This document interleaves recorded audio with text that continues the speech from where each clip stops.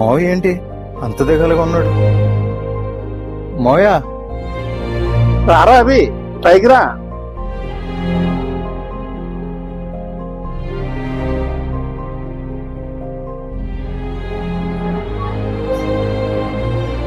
సీత అవి వచ్చాడు, కాఫీ పెట్టు.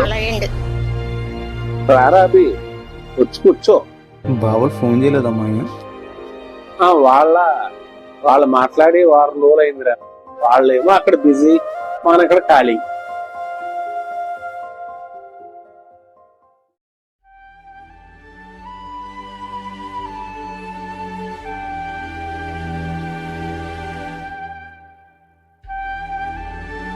అయినా మీరే వెళ్ళొచ్చుగా, పిల్లల్ని మనం చూసేస్తుంది. అవునరా అవి, కాదనట్లేదు. కానీ మా బతులంతా ఈ నేల ఈ మట్టిలోనే కలిసిపోయాయి కదా, ఈ మట్టిలోనే అలవాటు అయిపోయింది మాకు. అక్కడ వాతావరణం శరీరానికి అలవాటు పడదు. ఎవరికి ఎక్కడ మనం గెస్ట్ రూమ్ లో అతిథిగా ఉండాలి. వాళ్ళ జీవితాలకేమో అడ్జస్ట్ అవుతూ వాళ్ళకి తలనొప్పి ఉంటాం మనం. మోయ మీరు ఎందుకు అంతగా బాధపడుతున్నారు? మీ తరంలో అంటే మీరు ఒకరి మీద ఒకరు ఆధారపడేవారు కాబట్టి, కానీ ఈ తరంలో పెద్దవాళ్ళు కూడా పిల్లలు సెటిల్ అవగానే స్వతంత్రంగా స్వేచ్ఛగా ఉండొచ్చు అనే అభిప్రాయంలో ఉన్నారు కదా. అవి మీ తరానికి స్వేచ్ఛ, సంపద ఇవే ముఖ్యం. కానీ మా తరంలో అయితే పిల్లలే అన్ని. మా తినే తిండి, వాళ్ళ చదువులు, వాళ్ళ భవిష్యత్తు, ఇదే మా బ్రతుకులు అర్థాన్ని ఇచ్చి మేము వాళ్ళ కోసం బతికాం. అందుకే వాళ్ళు లేని బతుకులు మేము ఉంచుకోలేకపోతున్నాం. మన లక్ష్యాలు వేరేలా ఉండొచ్చు, కానీ బంధాలు విలువ మట్టుకి సమానంగా ఉండాలి. తరం మారే కొద్దీ మన లక్ష్యాలు మారొచ్చేమో కానీ బంధాలకు అర్థం మారకూడదు.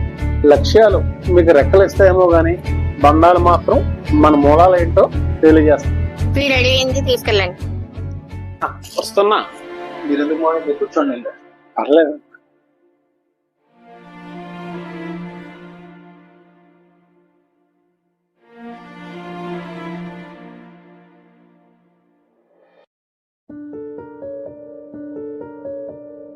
Thanks Robbie.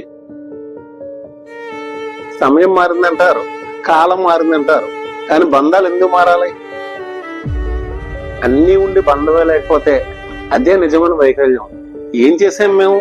వాళ్ళకి చదువులు ఇచ్చాం, విదేశాలు పంపించాం, కానీ బతుకు చివరికి మన బతుకుల విలువనైతే బంధాలు మాత్రం వాళ్ళకి నేర్పలేకపోయాం. చూసి చానాళ్ళు అయింది, రెండ్రా బాబు అని అడుగుతున్నాను, కానీ వాళ్ళేమో రాలేమో అంటున్నారు. ఒకప్పుడేమో మా పెద్దోడు నా భుజమే దిగేవాడు కాదు, ఇంకా మా చిన్నోడు అయితే సరే సరే వాళ్ళమ్మ కుంచాటి ఉండేవాడు.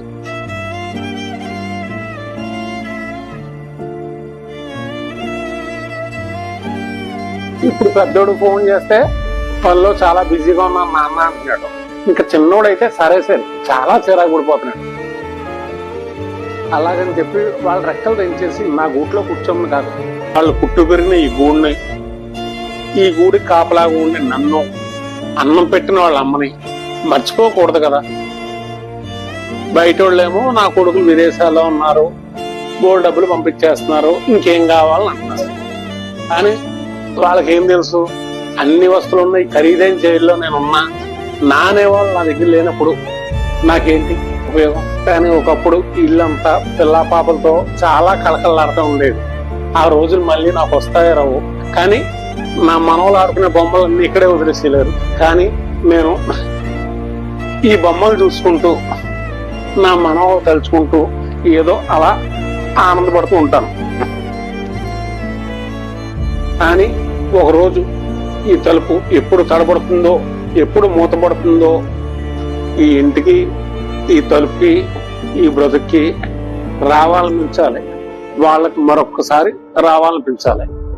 నిజం ఏంటో తెలుసా, అవి ఒక రోజు నేను పోయాకైనా ఈ వీధికి, ఈ ఇంటికి, ఈ వరండాకి ఇక్కడే మా నాన్న ఉండేవాడు, ఇక్కడే మా అమ్మ ఉండేది అని వాళ్ళు తలుచుకుంటూ కనీసం ఫార్మాలిటీ కోసమైనా ఒక రోజంతా ఇక్కడ రావాలని నా కోరిక.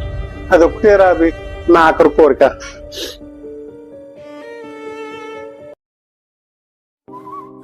బంధం ఇది కథ కాదు, ఓ అనుభవం, ఓ గుండె గమనాన్ని మార్చేసే శక్తి. ఓ తండ్రి ప్రేమ చూపించదు కానీ దాగి ఉంటుంది ప్రతిసారి దూరంగా వెళ్తూ తిరిగి చూసే చూపులు. ఓ తల్లి ప్రేమ కనిపించదు కానీ వంటింటి మంటలో తల్లడిల్లే హృదయంలో. ఇది కథ కాదు, ఎందరో తల్లిదండ్రుల జీవన కాదు. ఇది ఓ కథ కాదు, ఇది మరిచిపోతున్న విలువలను మళ్ళీ గుర్తు చేసే గమనిక. ఇది ఓ కథ కాదు, ఇది మన మూలాలకు తిరిగి తీసుకుని వెళ్ళే మార్గం. ఇది ఓ ముగింపు కాదు, ఇది మన ముడివేసుకున్న బంధాలకు సమర్పించిన ప్రేమగీతం. ఇది ఓ ముగింపు కాదు, ఇది మన బంధాలకు ఇచ్చే నమస్కారం. ఇది ఓ సందేశం కాదు, ఇది మన కుటుంబానికి మనం ఇచ్చే చిన్న గౌరవ అన్నం. ఇది ఓ చిత్రం కాదు, మన హృదయంలో దాగి ఉన్న బాధల ప్రేమల ప్రతిరూపం. బంధం ఓ గుర్తింపు, ఓ గౌరవం, ఓ మనసు తడిసిన గాథ.